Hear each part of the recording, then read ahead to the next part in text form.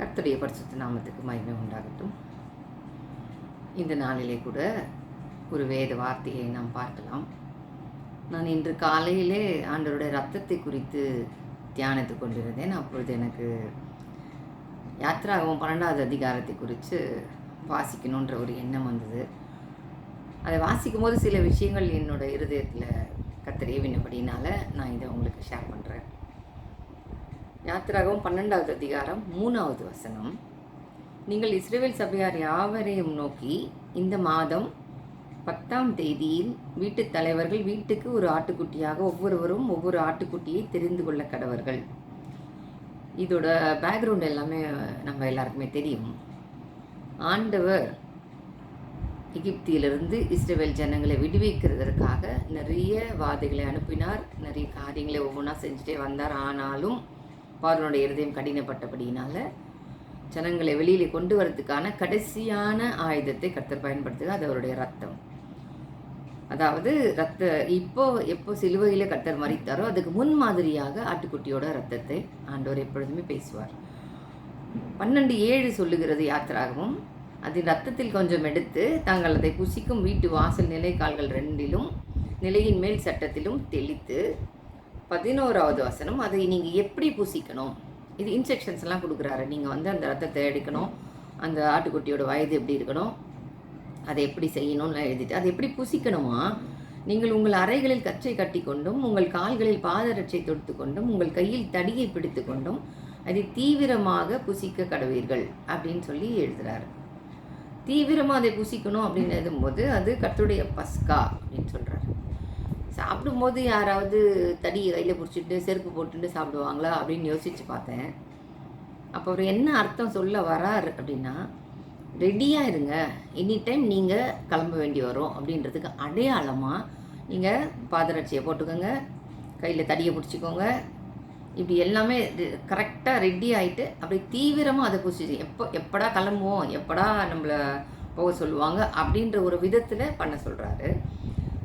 அதில் ஒரு முக்கியமான விஷயம் பார்த்தீங்கன்னா 12:12 சொல்லுகிறது, அந்த ராத்திரியிலே எகிப்து தேசமெங்கும் கடந்து போய் எகிப்து தேசத்தில் உள்ள மனிதர் முதல் மிருக ஜீவன்கள் மட்டும் முதற்பேராயிருக்கிறவர்கள் எல்லாம் மதம் பண்ணி எகிப்து தேவர்கள் மேல் நீதியை செலுத்துவேன், நானே கர்த்தர். என்ன சொல்ல வர்றாருன்னா, நைட்டு ஃபுல்லாக எகிப்து தேசம் ஃபுல்லாக கடந்து போயிட்டு இந்த நைட்டில் மனுஷன்லேருந்து மிருக ஜீவங்கள் வரைக்கும் எல்லாத்தோட ஃபஸ்ட் பார்ன் முதற்பேரான அனைத்தையும் அதம் பண்ணி சாகடிச்சிடுவேன். அப்படி பண்ணி எகிப்து தேவர்கள் மேல் நீதியை செலுத்துவேன்றார். இப்படி செய்கிறதுனால எகிப்து தேவர்கள் மேல் நீதியை செலுத்துவேன்னா, எகிப்தில் தேவர்கள் இருக்கிறவங்க எதுவுமே கடவுளோட பிள்ளைகள் கிடையாது, எகிப்து கடவுளோட ஊரும் கிடையாது. அந்த தேவர்கள் மேலே நீதியை செலுத்தும் போது நானே கர்த்தர் என்று புரிஞ்சுப்பாங்கன்னு சொல்கிறாரு. இதில் ஒரு வசனம் அடுத்து 13வது வசனம் 12:13 சொல்லுகிறது, நீங்கள் இருக்கும் வீடுகளிலே அந்த ரத்தம் உங்களுக்கு அடையாளமாக இருக்கும், அந்த இரத்தத்தை நான் கண்டு உங்களை கடந்து போவேன், நான் எகிப்து தேசத்தை அழிக்கும் போது அழிக்கும் வாதை உங்களுக்குள்ளே வராதிருக்கும். அந்த ரத்தத்தை நிலைக்காலில் ரத்தத்தை பார்த்த உடனே என்ன பண்ணுவாராம், கடந்து போயிடுவாராம். நம்முடைய ஆண்டவர் நம்மளை விட்டுட்டு கடந்து போவார்ன்ற அர்த்தத்தில் இதை சொல்லலை, நம்மளை காப்பாற்றுறதுக்காக இவர் கடந்து போகிறாராம். எகிப்து தேசத்தை அழிக்கும் வாதை உங்களுக்குள்ளே வராது அப்படின்னு சொல்லி எழுதியிருக்கிறது. இதில் ஒரு ஆச்சரியமான விஷயம் எனக்கு என்ன தோணுச்சுன்னா, நான் இதை கற்பனை பண்ணி பார்த்தேன். அந்த தேசத்தில் நிறைய எகிப்தியர் இருக்கிறாங்க, நம்ம இஸ்ரவேல் ஜனங்களும் இருக்கிறாங்க. இப்போ பக்கத்தில் எல்லார் வீடுமே இஸ்ரவேல் ஜனங்களாக இருப்பாங்களான்னு தெரியாது. ஒரு கோசைன் நாட்டை கொடுத்து அது நல்லா வரும்போது 70 பேராக வந்தாங்க, அதுக்கப்புறம் நிறைய பேர் ஆகிட்டாங்க, லட்சக்கணக்கான ஜனங்கள்னு எழுதியிருக்கிறது. அப்படி இருக்கும்போது அடுத்தடுத்த வீடுகள்லையோ இல்லை ஒரு 4 வீடு தள்ளி ஒரு எகிப்தியனோ இருக்கலாம், சொல்ல முடியாது. அதுக்காக பக்கத்தில் எல்லாருமே இவங்களே இருக்கும்னு சொல்ல முடியாது. இதில் இன்னொரு விஷயம் என்னென்னா, எல்லா இஸ்ரவேலரும் விசுவாசிகளாக இருப்பாங்களா ஆண்டவர் மேலேன்னா கண்டிப்பாக வாய்ப்பு இல்லை. இன்றைக்கி கிறிஸ்தவர்கள் நிறைய பேர் இருக்காங்க, எல்லாருமே இயேசுவை 100க்கு 100 அவர் ரத்தத்தையும் அவருடைய மாம்சத்தையும் வேத வார்த்தைகள் அத்தனை சத்தியமாக விசுவாசிக்கிறாங்களான்னு கேட்டிங்கன்னா உண்மையிலே 100க்கு 100 கிடையாது. அப்படி இருந்தால் நாம் ஆசீர்வதிக்கப்பட்டிருப்போமே. அப்போது வாக்குத்தத்தமான ஆசீர்வாதங்களை எல்லாருமே விசுவாசிக்கிறாங்களான்னு கேட்டால் இல்லை, ஆண்டவரோட பிள்ளைங்களையும் சேர்த்து ஆண்டவரோட பிள்ளைங்களை தான் சொல்கிறேன். அப்படி இருக்கும்போது அங்கே இருக்கிற இஸ்ரவேலர்கள் எல்லாருமே நிறைய பேர் முணுமுணுத்தார்கள் எழுதியிருக்கிறது. மோசேயை கூப்பிட்டு ரொம்ப கஷ்டப்படுத்துகிறாங்க. நிறைய காரியங்கள் நம்ம வாசிக்கிறோம். அப்படி இருக்கும்போது ஆண்டவர் சொல்கிறாரு, எகிப்தியரை அதம் பண்ணுவேன், இஸ்ரவேலரை காப்பாற்றுவிடார். அப்போ இஸ்ரவேலரில் இருக்கிற நல்லவங்க, ஆண்டவரை விசுவாசிக்கிறவங்க, விசுவாசியாதவங்க, மோசையை கஷ்டப்படுத்தினவங்க, முறுமுறுத்தவங்க எல்லாரையுமே காப்பாற்றுறேன். நான் அதுக்கு ஒரே காரணம் அந்த ரத்தம் தான். அப்போ அந்த ரத்தத்துக்கு அவ்வளோ வேல்யூ இருக்கிறது. ஏன்னா அது ஆண்டவராக இயேசு கிறிஸ்து சிலுவையில் மரிக்க போகிறது, ரத்தத்தை சிந்த போகிறதுக்கு அடையாளமாக இருக்கிறபடினால அவர் சொல்கிறாரு, என்னுடைய ரத்தத்தை நான் பார்க்கும்போது நிலைக்காலையும் அந்த வாசற்படியின் மேல் சட்டத்திலையும் பார்க்கும்போது நான் அதை கடந்து போயிடுவேன். உங்களை ஒன்றுமே நான் பண்ண மாட்டேன், உங்களை நான் அழிக்க மாட்டேன், அதுதான் எனக்கு அடையாளம்னு சொல்கிறாரு. சரிங்க, இப்போ ஒரு வீடு இருக்குது, அடுத்த வீட்டில் ஒரு வேளை ஒரு எகிப்தியன் இருந்தார்னா என்ன ஆச்சரியம், இந்த வீட்டில் இஸ்ரவேல் வீட்டில் ஒரு ஓலம் இருக்க, ஒரு பிரச்சனை இருக்க, ஒரு வியாதி இல்லையா, அடுத்த வீட்டில் ஒரு வேளை எகிப்தியன் இருந்தான்னா கரெக்டாக அவனோட தலைச்சன் பிள்ளையை சாகடிச்சுக்காராம். அதாவது காவல் கிடங்கில் இருக்கிற அந்த ஜெயிலில் இருக்கிறவனோட தலைச்சன்லேருந்து ராஜாவோட அரண்மனையில் இருக்கிற தலைச்சன் வரைக்கும் எல்லாமே ஆடு மாடு மிருக ஜீவன்கள் மனுஷங்க எல்லாரோட தலைச்சன்களையும் கொள்றாருன்னா அது கரெக்டாக அந்த தலைச்சன்களை கொள்றதுக்கு அந்த தூதனை கர்த்தர் அனுப்புகிறாரு. அப்போ எப்படி அவன் அவ்வளோ கரெக்டாக பண்ணுவான்றது ஒரு ஆச்சரியமாக இருந்தது. இன்னொன்று, அடுத்தடுத்த வீடுகளில் ஒரு வேளை எகிப்தியன் இருக்கான், ஒரு அடுத்த வீடு இஸ்ரவேல் இருக்கான். அப்போ எப்படி அவனுக்கு அடையாளம் தெரிஞ்சிருக்கோ, கரெக்டாக அந்த வீட்டு நிலைக்கால ரத்தத்தை பூசும்போது கடந்து போயிடுவானோ. அப்போ எவ்வளோ பார்த்து எவ்வளோ கேர்ஃபுல்லாக ஆண்டவர் பிள்ளைங்களுக்கு ஒன்றும் ஆயிடக்கூடாதுன்றதுக்காகவும், இன்னொன்று எகிப்தியரில் ஒத்தனை கூட விட்டு வைக்கக்கூடாதுன்றதுக்காகவும், எகிப்து தேவர்கள் மேல் நீதியை சரி கட்டுறதுக்காக இந்த காரியத்தை ஆண்டவர் செஞ்சுருப்பாருன்னா யோசித்து பார்க்குறேன் நான்.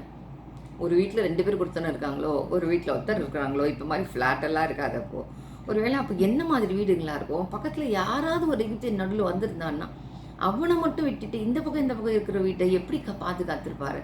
எனக்கு நினைக்கும் போது ரொம்ப ஆச்சரியமாக இருந்தது. என்ன ஒரு ஆண்டவர், அவரோட திட்டமும் தீர்மானமும் ரொம்ப ரொம்ப ரொம்ப பெருசு.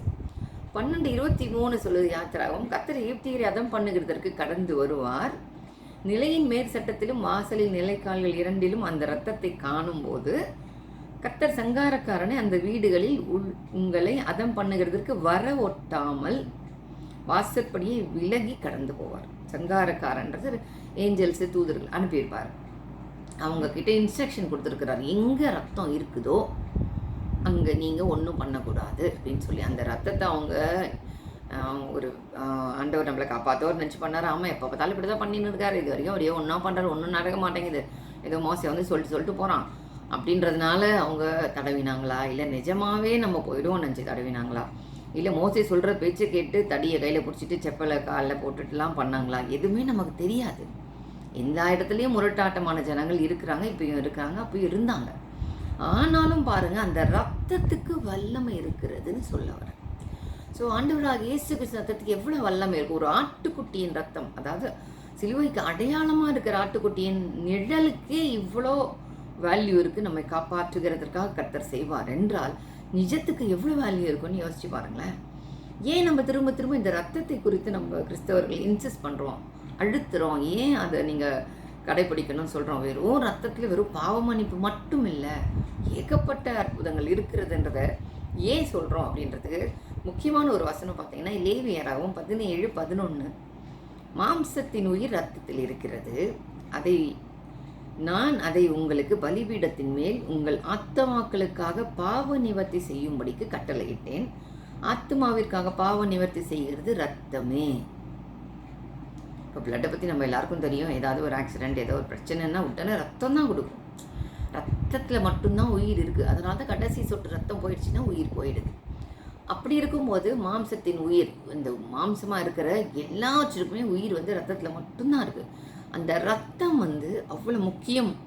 அதில் தான் பாவம் மன்னிப்பு இருக்கிறதுன்னு அதாவது இது வந்து ஓல்டு டெஸ்ட்மெண்ட். சரி, நியூ டெஸ்ட்மெண்ட் எடுத்து பார்த்தீங்கன்னா மத்தேயு 26:28 சொல்கிறாரு, இது பாவ மன்னிப்பு உண்டாகும்படி அநேகருக்காக சிந்தப்படுகிற புது உடன்படிக்கைக்குரிய என்னுடைய ரத்தமாக இருக்கிறது.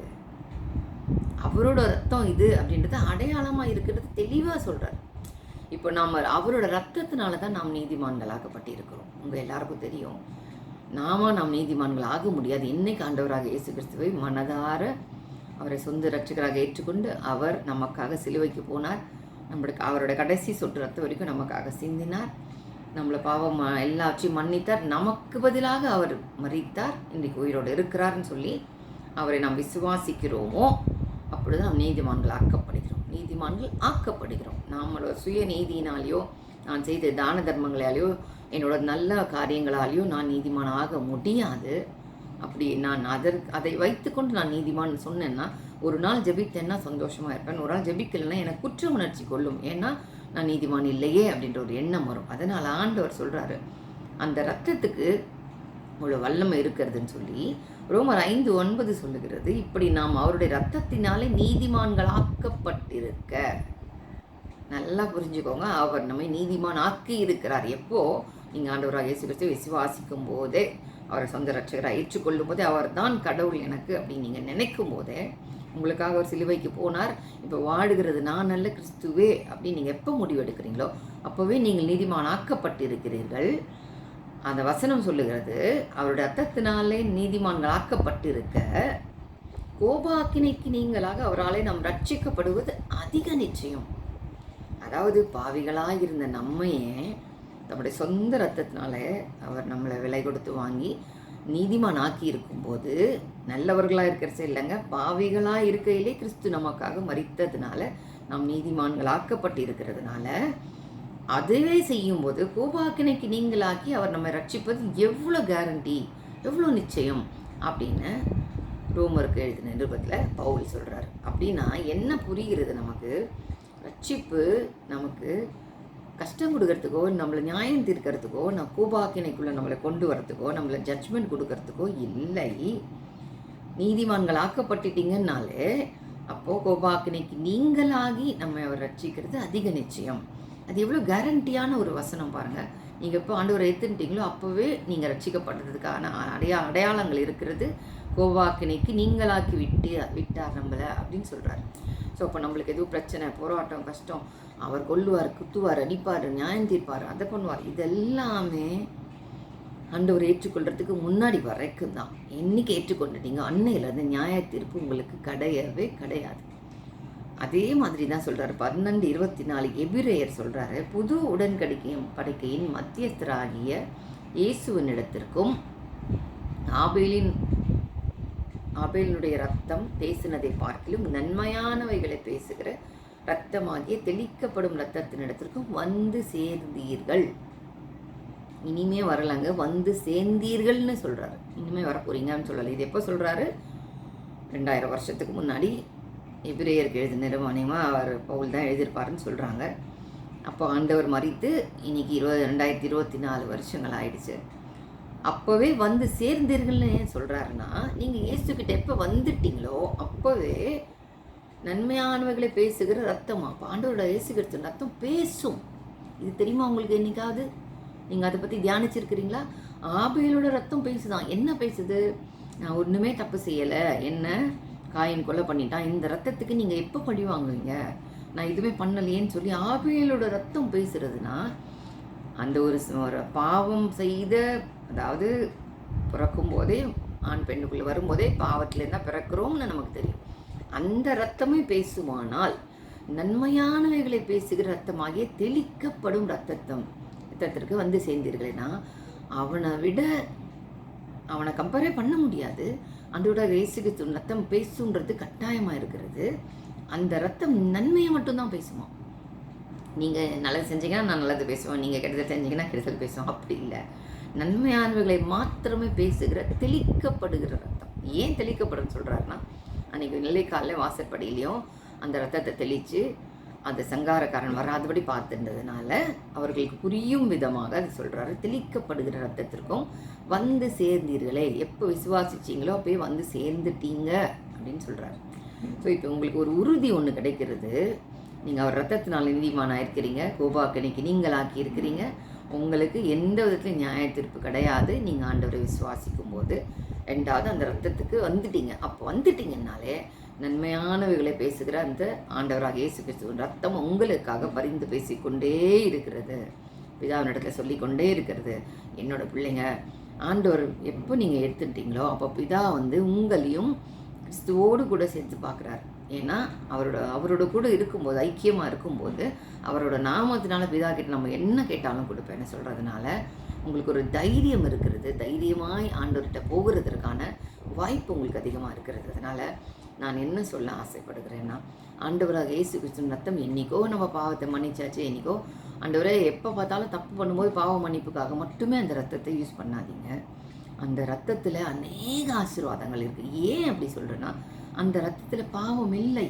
அது மனுஷன் மூலமாக வந்த ரத்தம் இல்லை. அது நேர தேவனுடைய ரத்தம், பரத்திலிருந்து நேராக வந்தது. அது பரிசுத்த ஆவியினாலே உருவானது மரியாளோட வயிற்றுல. அதனால் அந்த ரத்தத்தில் கலப்பு இல்லை, பாவம் இல்லை. மனுஷன் மூலமாக அந்த ரத்தம் வரவில்லை. அதனால தான் அந்த ரத்தத்துக்கு அவ்வளோ வேல்யூ இருக்கிறது. அவரை எந்த நாள்லையும் அப்படிப்பட்ட பாவமில்லாத ரத்தத்தை ஒருவனாலும் சாகடிக்க முடியாது. ஆண்டவராக இயேசு கிறிஸ்து கண்டிப்பாக ஒருத்தராலும் சாகடிக்க முடியாது. அவர் தன்னைத்தாமே ஒப்பு கொடுத்தபடினால தான் மரித்தாரே தவிர, அந்த ரத்தம் பாவம் செய்யாததுனால அவர் ஒருத்தராலும் சாகடிக்க முடியாது. ஆனால் அவர் தம்மை தாமே வெறுமையாக்கி உங்களுக்காகவும் எனக்காகவும் தன்னையே ஒப்பு கொடுத்தபடினால தான் அவர் மரித்தார். அதனால தான் பிதாவிடத்தில் தன்னுடைய ஆவியை ஒப்பு கொடுத்தார்னு எழுதியிருக்கும். அவர் ஒப்பு கொடுத்ததுனால தான் மரித்தார். இல்லைன்னா அவர் மரிக்க முடியாது. ஏன்னா பாவம் இல்லாத ரத்தம். பாவத்தினால தான் மரணம் வருகிறதுன்னு உங்கள் எல்லாருக்குமே தெரியும். பாவமே இல்லாதப்ப மரணம் வர முடியாது. ஆனால் நமக்காகவே மரித்தார். அந்த அளவுக்கு நமக்கு எந்த யோகியதையுமே இல்லை. நாம் நல்லவர்கள் கிடையாது. நமக்கு எந்த அருகதையும் கிடையாது. ஆனாலும் உலக தோற்றத்துக்கு முன்னமே அவர் நம்மளே அன்பு கூர்ந்தபடினால அவருடைய சாயலாக நம்மை படைத்து நமக்காகவே பூமிக்கு வந்து நமக்காகவே மரித்து இன்றைக்கு உயிரோடு இருக்கிறார். அதனால தான் நம்முடைய பாவங்கள், நம்முடைய சாபங்கள், நம்முடைய வேதனைகள், நம்முடைய தரித்திரங்கள், நம்முடைய நோய்கள் சகலத்தையும் அவர் சுமந்து தீர்த்திருக்கிறார். ஏனென்றால் அந்த இரத்தத்திலே பாவம் இல்லை. அதனால தான் உலகத்தில் எந்த இரத்தத்துக்கும் அந்த இரத்தம் ஈடாகவே முடியாது.